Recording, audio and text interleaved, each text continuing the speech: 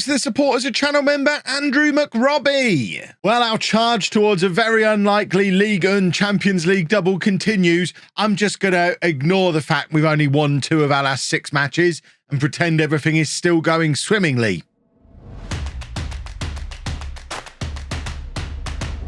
Hello and welcome to part 94 of the Tour de France. I'm Kevin. Coming up on today's episode, we have the second leg of our Champions League first knockout round game against Arsenal, and then we'll either have the first leg of the next round or this Monaco game, whichever comes first, or the Champions League one might not even happen. I'm not entirely sure how the schedule is going to look after the Arsenal game. Since you were last with me, we've played a couple more. In fact, we played one more match. We played against Lille. We drew that one as well, and it does actually mean we've drawn our last 3 games in all competitions against Lorient, Paris Saint Germain, and Lille. And with the defeat against Angers in the French Cup as well, it does mean we've only won 2 of our last 6 games. I'm not going to worry about it just yet, because one of those wins was the 3-0 win over Arsenal in the first leg of the Champions League game we're going to play now. And another one was an away draw against Paris Saint Germain, which kept them a nice distance away from us in Ligue 1. This is what the table looks like with 9 games remaining. We're 5 points ahead of them still unbeaten, and hopefully not wobbling. We really hope we're not wobbling. But first, Arsenal. And this is the team we're going to send out there for the Arsenal game back in England at the Emirates. We've got Magothu in goal, a back four of Simon, Say, Capital and Antoine. Milinkovic at the base of the midfield with Fowry and Del Palacio Langer ahead of him. Then Benavides and Cruz out wide with Afkir Omar up front. It is, I think, our first choice team now, even ignoring injuries. I know we've still got Kevin Laurent and Ulrich Nguema injured. I actually think in their injury absences, this has become my first choice 11 anyway. So even when they're back, I think they're just going to be bench sitters trying to push to get themselves back in the team. But I think this is my best 11. We've done very well this season, bringing in players that we needed in areas that were weakened by injuries and actually bringing in players who are better than the ones we already had.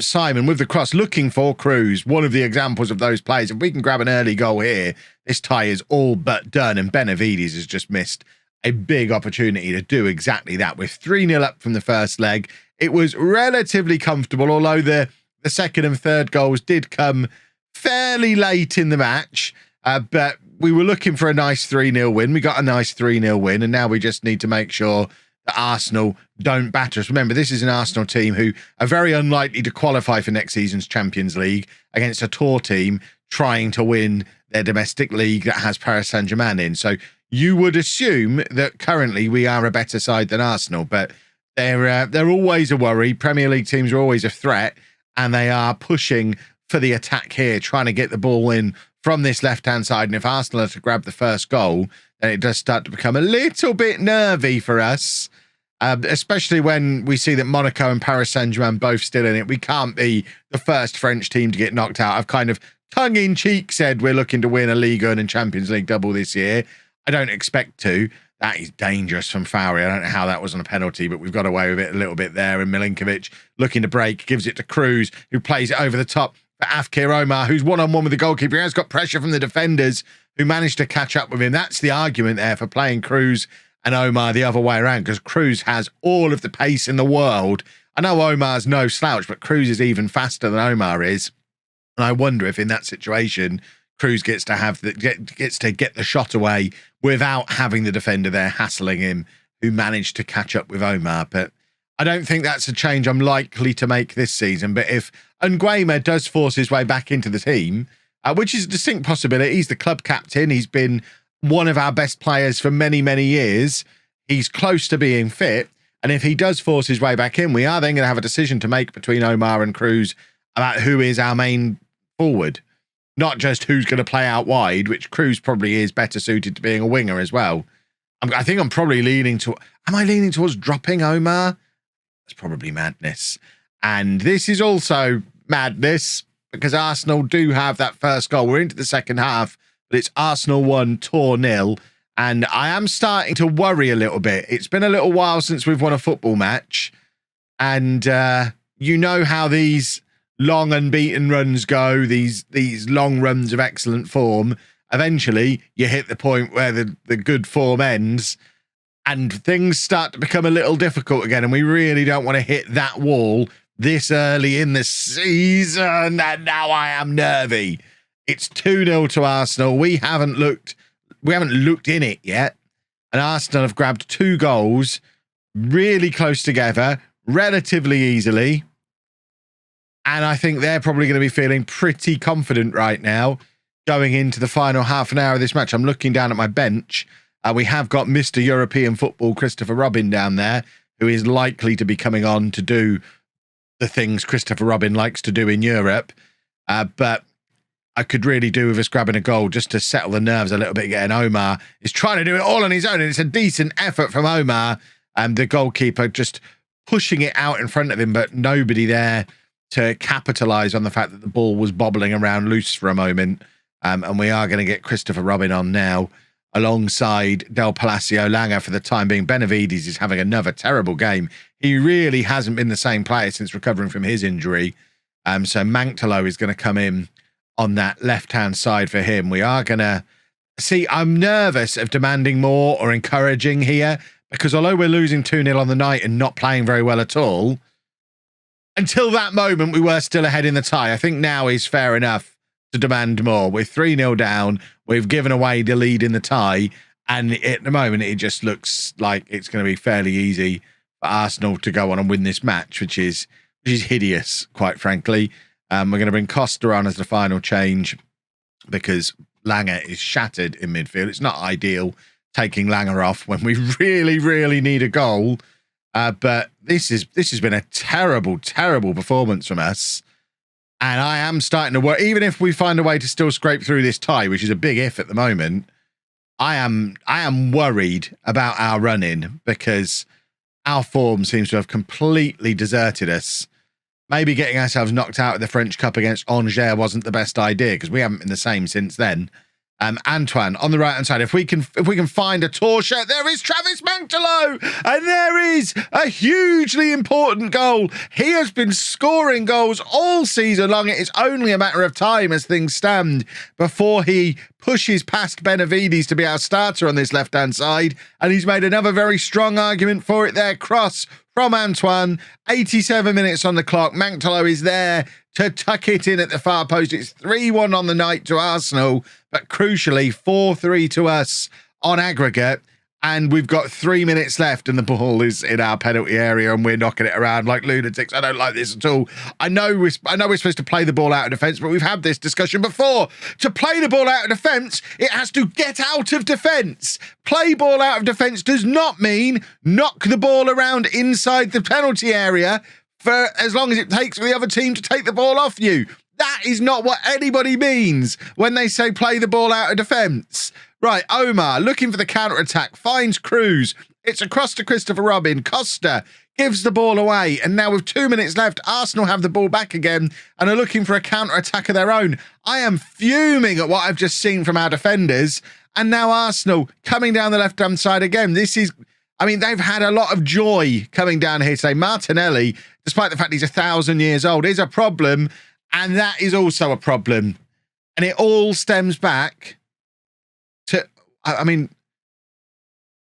that been disallowed? This is weird because the goal's been chalked off. It said offside at the bottom. We didn't see any VAR come up. We didn't see a replay. It kind of just, the match has carried on. I'll stop moaning for a minute. We've given the ball away again. Is this the same highlight? Is this the replay? I don't understand what's going on. Antoine, we've got 15 seconds left. Just don't give the ball away. We've got away with it there. It's a foul. Please stop giving the ball away. Cruz plays it into Christopher Robin, who, his first touch is terrible. Mr. European Football, terrible first touch. But I think we've just about held on. Now we are getting the replay for the disallowed goal. This is weird. He's miles offside. So it is rightfully disallowed. I don't know why the replay happened at such a strange point of the match, but we've made it very, very hard for ourselves, but we have scraped past Arsenal into the next round of the Champions League.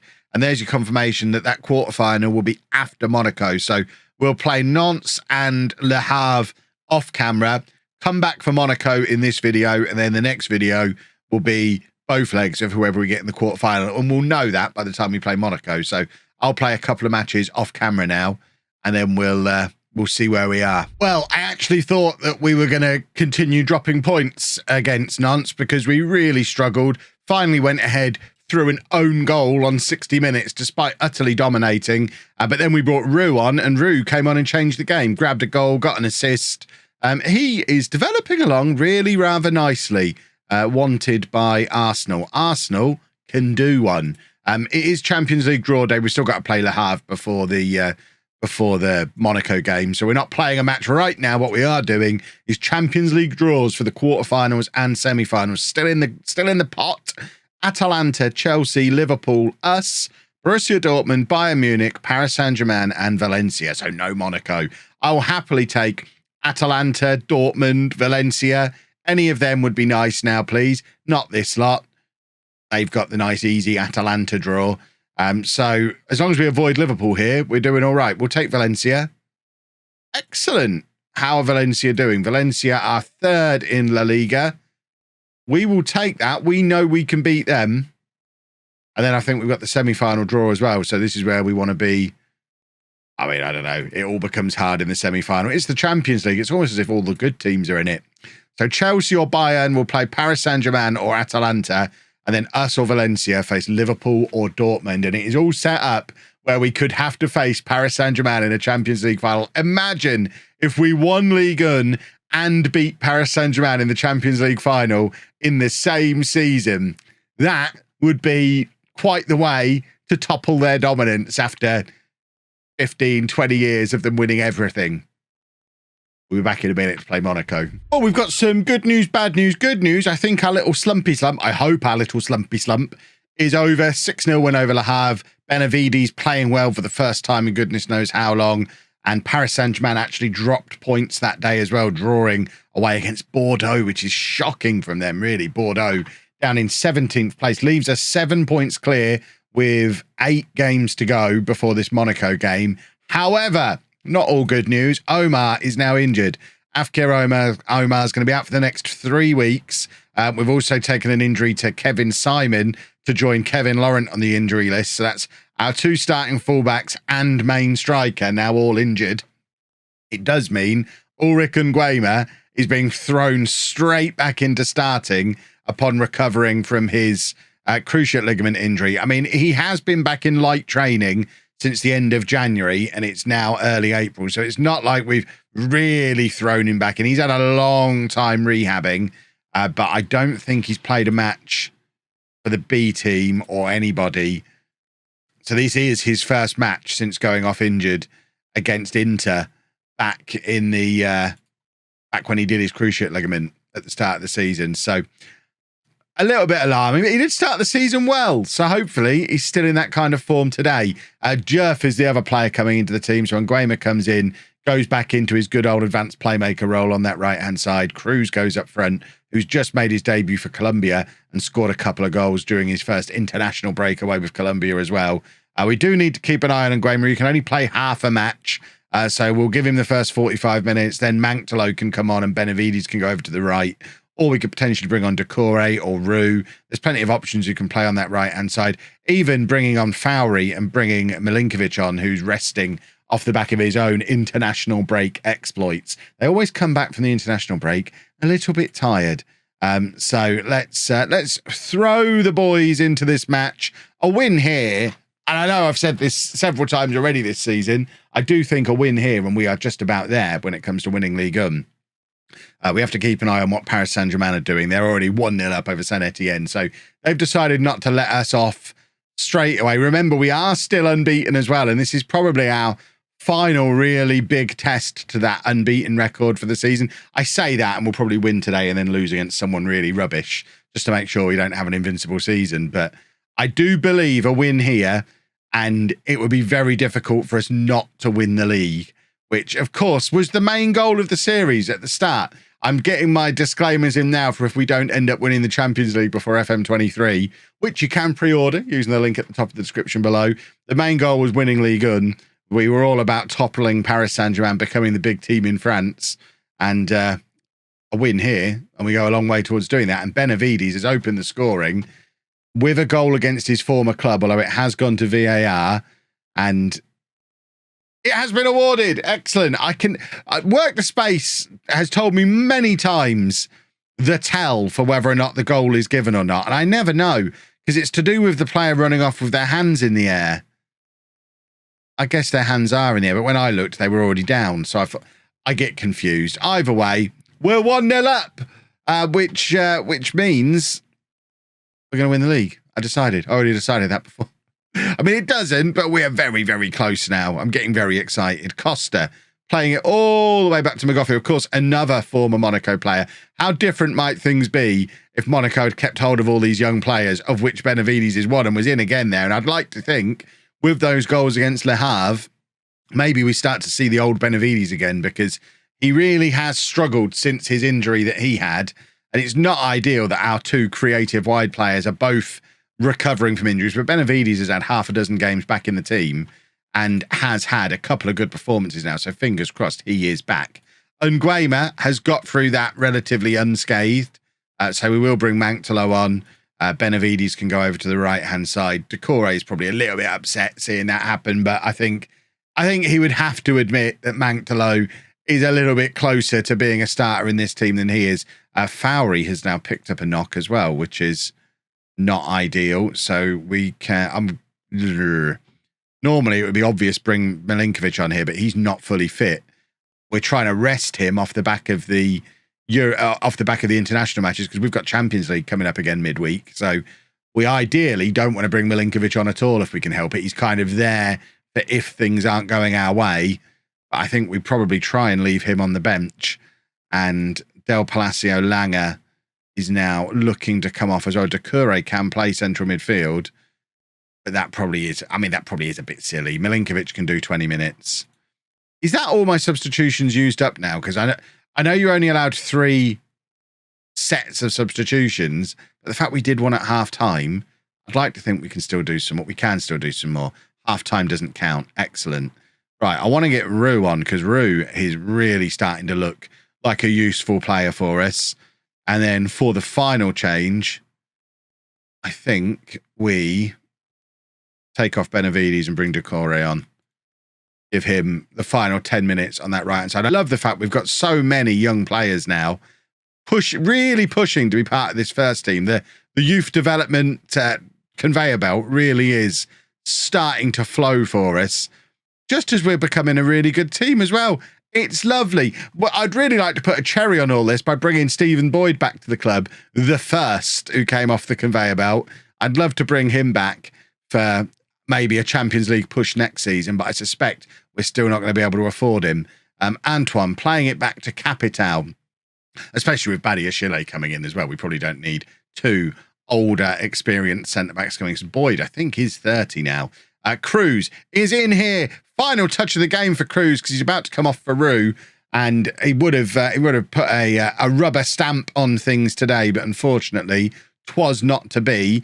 And now we've got 10 minutes to just try and hold on to this 1-goal lead, because Paris Saint Germain are winning 3-1 at the moment against Saint Etienne. So they're pushing. They're really, really pushing. And like I say, this is our last big test of the season. Christopher Robin dancing around players. Cruz is still on the pitch somehow, and Manktolo is in again. And this man, my word, he loves a goal. It's a nice problem to have that Travis Manktolo is really, really pushing for this regular starting spot with so many key goals. He's scored the goal that's got us into the quarterfinal of the Champions League. And now he's scored the goal that could end up being the one that we look back on as the moment we knew we'd won the league. 7 points clear with 6 games to go. That is going to take some catching up. It's going to take some collapse from us. In fact, Saint Etienne have grabbed another goal back against PSG. Paris Saint Germain could even be dropping more points today. We haven't seen what the final score is between them and Saint Etienne. If we've managed to extend that lead even further. I'll declare myself champions here if we've got a 9-point lead. It did end 4-2. That guy, Erling Haaland, not sure if you've heard of him. He scored a 95th minute goal, as he is wont to do. But that is a very handsome looking league table. And I feel pretty comfortable taking the focus off of the league. Oh, that's not ideal. The injuries are starting to stack up. Fowry, Omar, Simon and Laurent now all going to miss this Champions League quarterfinal. I was about to say I feel comfortable taking the focus off the league and focusing in on the Champions League tomorrow. But with that amount of injuries, I don't know. It's going to be a tall order. But we will do what we can, boys and girls. We will do what we can. If you've enjoyed that, please make sure you leave a nice big thumbs up on there for me. Subscribe to the channel for daily Football Manager videos. And thank you very much for watching.